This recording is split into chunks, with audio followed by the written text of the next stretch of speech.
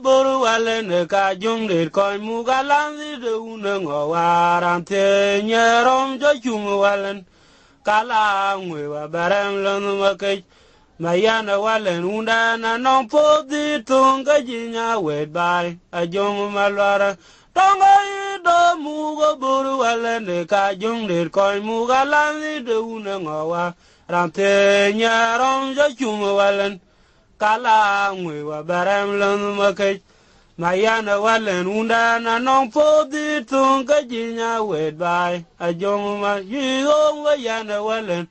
anon podi tunga jinya wed bai a jong malwara le da ka bai ne wa cheran le ung wa ker walen wara kwe mugalanda jo kurom loy ke ya ke walen kwanyar ma bil nya ka yare don boy wel na ko le da ka ba nge ba chera le ung wa ker walen wara kwe mugalanda jo kurom lore ma ke walen kwanyar ma bil nya ka yare don boy wel na ko le da ka ba nge ba chera le ung wa ker walen wara kwe mugalanda jo kurom lore ke ya ke walen kwanyar ma bil nya ka yare ton boy gol na ko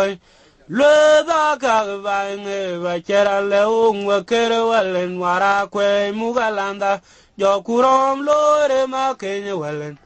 kwanyar ma bil nya ka yare ton boy gol na ko